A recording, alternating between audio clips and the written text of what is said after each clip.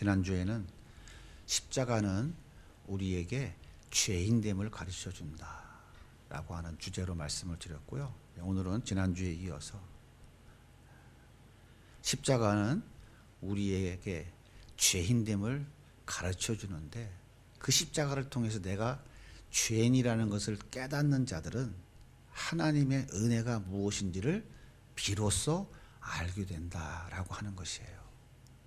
그러니까 말을 뒤집으면 하나님의 은혜를 말하지만 그 하나님의 은혜는 십자가가 무엇인지를 알고 내가 그 십자가로 인하여 구원받았다는 사실을 정말 체험적으로 알 때에 그것이 진짜 하나님의 은혜다라고 하는 것이에요. 나의 필요가 채워지고 내가 원하는 것이 채워졌다. 물론 그것도 하나님의 은혜이지만 내가 십자가를 통해 죄인됨을 깨닫지 못한 그런 하나님의 은혜는 결국은 방종으로 가고 세상 사랑과 자기 자랑으로 흘러갈 수밖에 없다고 하는 것이에요. 벌써 3년이 흘렀더라고요. 우리 임 권사님께서 어느 날 배가 아파서 병원에 갔다가 대장암 말기 진단을 받으셨어요. 당장 수술은 어렵고 일단 항암 치료를 마친 후에 경과를 보고 수술 여부를 판단하겠다라고 진단을 받으셨어요. 권사님은 집에 돌아오셔서 하나님 앞에 자신의 지난 날들을 돌아보았어요. 한마디로 너무나 부끄럽고 죄송하다는 것이었어요. 예수님 때문에 내가 구원받았는데, 그 십자가 때문에 내가 구원받았는데, 나는 지금까지 남편 자랑, 자식 자랑, 내가 가진 배경 자랑하며 살았습니다. 십자가를 자랑하기는커녕 십자가의 원수와 같은 삶을 살았습니다. 권사님은 인생의 마지막 종착역 앞에서 하나님과 깊이 교제하던 중에 항암 치료를 포기하고 자신의 남은 삶을 하나님께 맡기기로 결단하셨어요. 그리고 저기 교회에 찾아오셨어요. 목사님, 이 병든 늙은이가 짐이 많이 되겠지만 그래도 개척교회 자리라도 하나 채우고 기도라도 한 번 더 하면 좋겠다 하는 마음이 들어서, 그래야 하나님 앞에 조금이라도 덜 부끄러울 것 같아서 찾아왔습니다. 그리고 함께 15개월 동안 신앙생활 하시다가 2017년 7월 15일 천국에 가셨어요. 15개월 동안 단 한 번도 그 모습이 흔들리지 않았어요. 그런데 권사님의 하나밖에 없는 딸이 그렇게 암으로 죽어가는 그 친정 어머니가 자신의 죄인됨을 고백하면서 하나님의 은혜를 간증하는 그를 보면서 신앙에 큰 도전을 받았어요. 남편도 대기업의 중역이죠. 살아가는 게 전혀 불편함이 없는 딸이었어요. 그런데 엄마의 그 모습을 보면서 우리 엄마가 어떻게 살아온 분이신지를 너무 잘 알고 있는데 그 엄마가 암으로 죽어가는 자기의 모습을 보면서 어떻게 저렇게 저런 초연한 모습을 보일 수 있을까? 그 모습을 보면서 큰 은혜를 받았어요. 도전을 받았어요. 그래서 가끔 찾아와서 함께 예배드리고 함께 식사도 하는 시간을 갖게 됐습니다. 그러던 어느 날이었어요. 목사님, 제가 섬기는 교회 담임 목사님께 왜 죄에 대해서 말씀해 주지 않으시나요? 한번 그렇게 질문했더니 목사님께서, 집사님, 우리가 하나님의 은혜에 대해서 이야기를 해도 평생 이야기를 해도 다 못할 텐데 왜 죄에 대해서 이야기를 해야 됩니까? 그럴 필요 없습니다. 이렇게 대답하셨거든요. 어떻게 보면 맞는 것 같은데요. 또 어떻게 보면 아닌 것도 같고 헷갈립니다. 지금 생명이 꺼져가고 있는 엄마의 말이 맞는지, 저희 교회 목사님 말이 맞는 건지 제가 도대체 판단이 안 서는데 목사님은 어떻게 생각하세요? 저한테 묻더라고요. 그래서 제가 이렇게 대답했습니다. 집사님, 찬송가에 보면 이런 가사 있죠. 하늘을 두루마리 삼고 바다를 먹물 삼아도 하나님의 그 은혜를 다 기록할 수 없다고. 맞습니다. 다 기록할 수 없어요. 그 은혜를 우리가 죽을 때까지 다 표현해도 부족합니다. 그런데 그 은혜는 우리가 죄인됨을 깨닫고 인정할 때 비로소 은혜가 되는 것이죠. 십자가 앞에서 자신의 죄인됨을 인정하지 않는 사람들이 말하는 그 하나님의 은혜는 성경이 말하고 있는 은혜의 본질과는 전혀 다른 것입니다. 어머니 보세요. 자신의 죄인됨을 깨달은 자에게 부어 주시는 하나님의 은혜가 무엇인지 깨닫고 나니까 지금까지 자랑하며 살던 것이 너무 부끄럽다고 다 던져버리고 남은 생명마저 하나님께 맡기고 계시지 않습니까? 이게 가능한 겁니까? 인간의 힘으로? 이 집사님은 어머니가 천국 가신 후에 정말 십자가의 복음을 전해주는 교회가 어딘가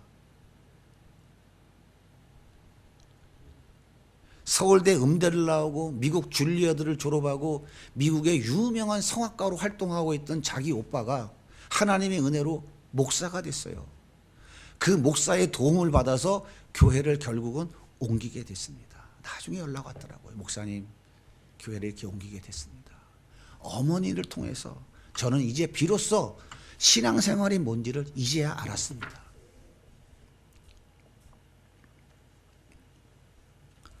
그렇습니다. 십자가는 인간의 죄인됨을 가르쳐 주기 위해서 하나님께서 계획해 놓으신 것입니다. 따라서 십자가를 통해 자신의 죄인됨을 경험한 사람만이 하나님의 은혜가 무엇인지를 알고 누리게 되는 거예요. 다시 말씀드리면 자신의 죄인됨을 깨닫지 못한 하나님의 은혜는 자신을 멸망의 구렁텅이로 끌고 가는 육체의 자랑, 세상의 자랑이 되고 만다는 거예요. 그래서 목사는 성도들이 자신이 얼마나 죄인인지를 깨달을 수 있도록 집요하게 설교해야 된다고 저는 생각합니다. 그동안 그렇게 해보려고 했는데 많이 부족했던 것 같아요. 저 자신을 돌아보면서. 그래서 죄인됨을 깨닫는 것만큼 하나님의 은혜를 누릴 수 있도록 도와주어야 한다라고 생각했어요. 그래서 올해 특별 새벽 기도회를 시작하면서 다시 기도하며 돌아가자. 어디로? 십자가 앞으로 돌아가야 되겠다.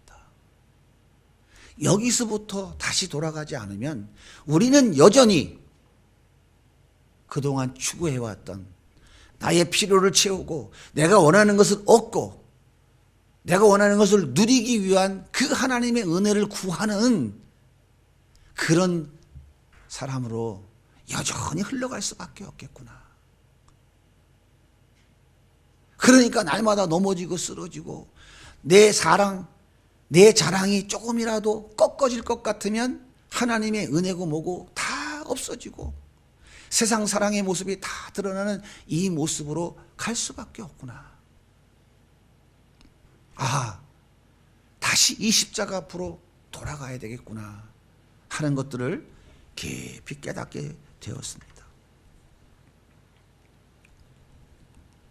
이렇게 십자가를 깊이 경험한 사람들에게 공통적으로 나타나는 열망이 한 가지가 있어요. 그것이 뭐냐면 거룩한 삶을 살고 싶다는 거예요.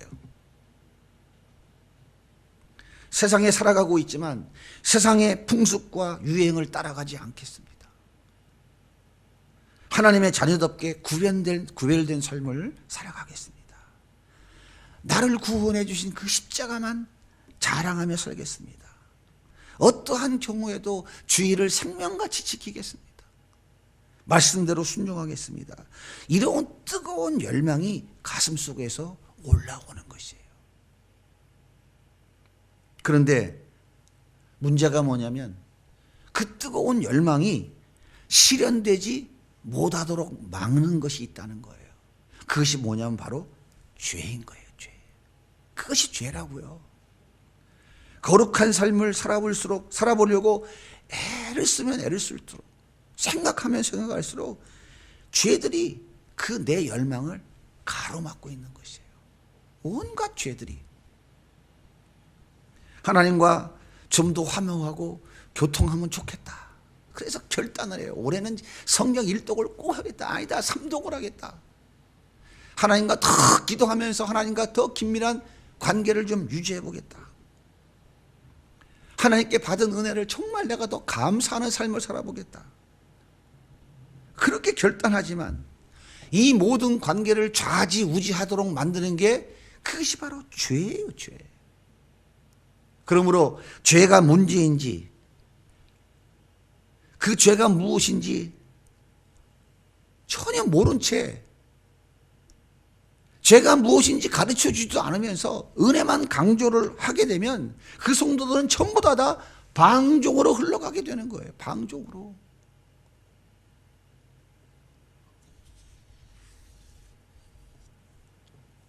따라서 죄와 그 죄에 대한 하나님의 심판이 얼마나 심각한 결과를 초래하는지 깨닫지 못하고 하나님의 은혜를 은혜로 깨닫는 것은 불가능한 것입니다.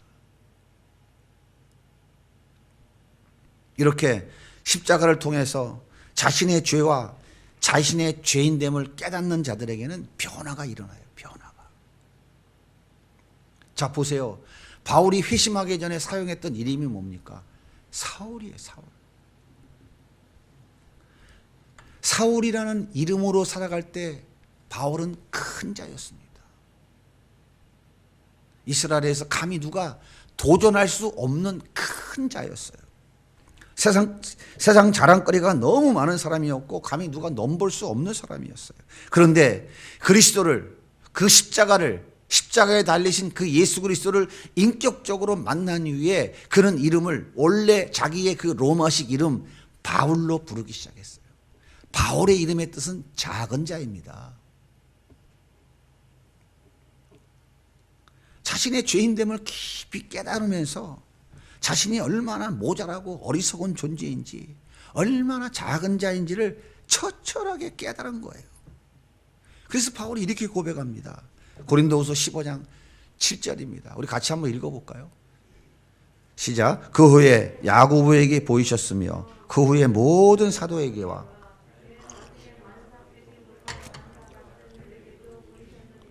나는 사도 중에 가장 작은 자라. 나는 하나님의 교회를 박해했으므로 사도라 칭함받기를 감당하지 못할 자니라. 나는 만삭되지 못한 자. 만삭되지 못했다는 말이 무슨 말입니까? 10달 안 돼서 나왔다는 거예요. 들떨어지네. 들떨어진 사람. 자기 들떨어진 자라는 거예요.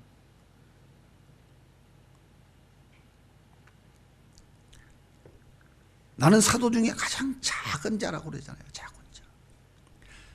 그게 아니라 사도라고 칭함받기조차도 자격이 안 되는 그런 존재라고 그래요. 어떻게 이렇게 변화가 될 수 있어요? 십자가를 통해서 자기의 죄인됨을 깨달았기 때문에 이런 고백이 가능한 거예요. 이것이 하나님의 은혜인 것입니다. 하나님의 은혜는 여기서부터 시작되어지는 것이지 뭐 로또 하나 맞아서 하나님의 은혜입니다. 할렐루야. 며칠 지나갑니까? 아들이 내가 원하는 대학 들어갔어. 할렐루야. 하나님의 은혜입니다. 은혜는 은혜죠. 근데 그게 며칠 들어가냐고요. 며칠 지나가냐고요. 그게. 바울은 그렇게 자랑할 것이 많은 사람이고 감히 누가 도전할 수 없는 정말 대단한 사람이었는데 그가 십자가에 달리신 그 예수 그리스도를 통해서 자기가 얼마나 죄인된 존재인데 내가 내 힘으로 나를 구원할 수 없는 존재라는 걸 처절하게 깨닫고 나니까 자기는 큰 자가 아니라 하나님 앞에 너무 머저리 같은 만삭되지 못한 이런 자, 바보 멍청이보다 더한 자, 작은 자 중에 지극히 작은 자라고 자신을 깨달아서 그런 삶으로 그 삶이 변화되어지는 거예요. 이게 진정한 그리스도인이라고요. 이게 진정한 그리스도인. 에베소 3장 7절과 9절은 이렇게 말합니다. 이 복음을 위하여 그의 능력이 역사하시는 대로 내게 주신 하나님의 은혜의 선물을 따라 내가 일꾼이 되었노라. 모든 성도 중에 지극히 작은 자보다 더 작은 자에게 이 은혜를 주신 것은 측량할 수 없는 그리스도의 풍성함을 이방에 전하게 하시려고. 하나님이 이 작은 자 중에 이 작은 자, 이 형편없는 죄덩어리, 만삭되지 못한 자와 같은 이 바보 멍청이 같은 어리석은 자에게 이방인들에게 복음을 전할 수 있는 그런 일꾼으로 불러주셨다는 거예요. 이것이 바로 십자가를 통해 자신의 죄인됨을 깨달은 자의 고백인 것입니다. 이것이 하나님의 은혜인 거예요. 은혜의 시작은 여기에서 시작되어지는 것이란 말이에요. 이 은혜를 모르고 내가 원하는 것을 얻어서 소유가 재산이 뭔가 내가 원하는 것만큼 커지고 늘었을 때 하나님의 은혜라고 말하는 것은 다 자기 자랑으로, 자기 능력으로 다 변질되어질 수밖에 없어요. 어떻게 작은 자라고 말해요? 작은 자라고 말 못한다고요. 큰 자라고 인정을 받아야 돼요. 그래서 인정 안 해주니까 왜 나를 인정 안 해주느냐고 인정해달라고 소리 지르는 거거든요.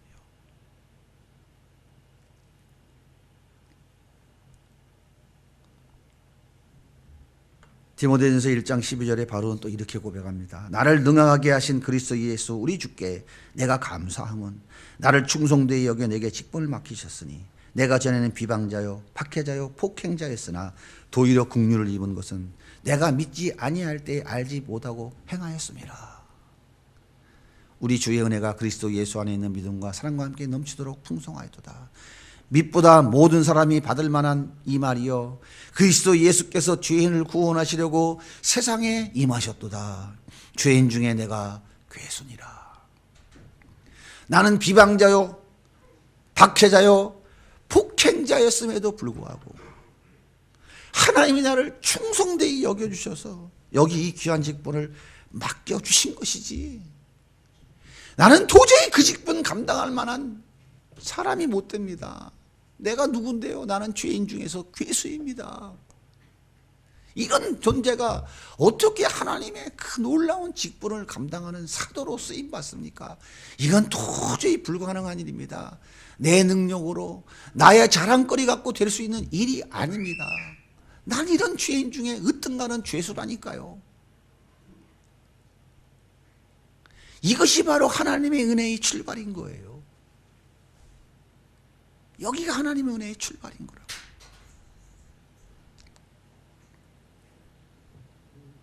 하나님 이 은혜를 어떻게 다 갚을 수 있겠습니까? 하나님의 무서운 심판 가운데 쓸려내려가 지옥의 무서운 형벌 그 자리에 앉아있어야 될 나를 어떻게 이렇게 하나님의 귀한 도구로 써주셨습니까? 난 이런 죄인 중에서도 가장 극악무도한 죄인인데 이렇게 하나님께 그 은혜를 감사로 고백하는 이 바울 앞에 지금 닥칠 그 순교의 시간, 오늘 죽을지 내일 죽을지 모르는 그 순교의 그 시간이 두렵겠습니까? 무섭겠어요?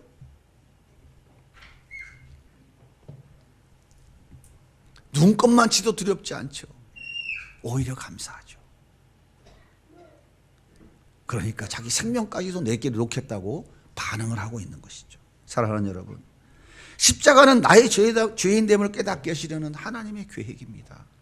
나의 죄인됨을 깨닫는 것만큼 하나님의 은혜가 은혜로 깨달아지게 되는 거예요. 죄인됨을 깨닫지 못한 하나님의 은혜는 우리를 방종으로 이끌어 간다니까요. 그래서 나는 천국 가는 티켓 따놓았으니 이제 이 땅에서 잘 먹고 잘 살아야지. 그래야 하나님 영광 드러날 거 아니야. 내가 원하는 것 이루어야 하나님 영광이 드러난다고 생각을 하거든요. 그래서 수단과 방법을 가리지 않습니다. 꽁 잡는 게 매라고 결과만 좋으면 되지 그 과정은 아무것도 필요 없다고 그래요. 도둑질해서 하나님께 드리면서 그것이 죄인지도 모르고 하나님이 영광 받으시라고 하면 그것이 하나님이 영광을 받으시겠습니까?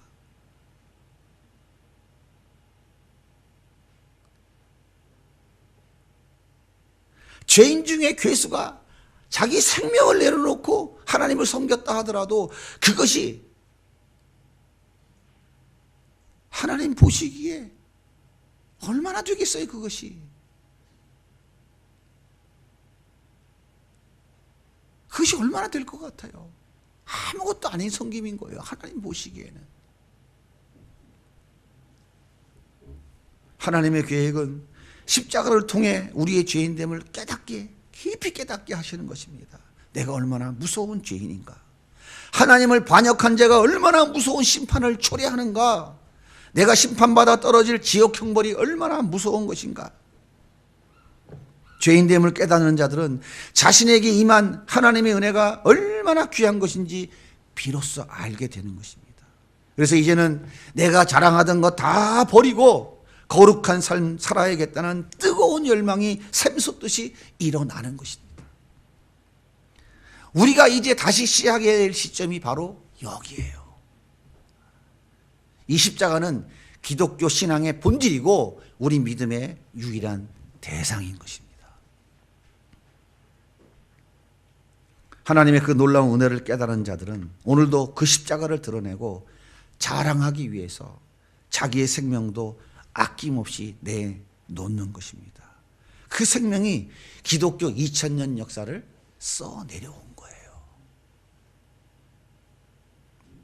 이 십자가의 진리를 붙잡고 넉넉히 승리하는 삶을 살아내는 우리 모든 성도님들이 다 되시기를 주님의 이름으로 간절히 소원합니다.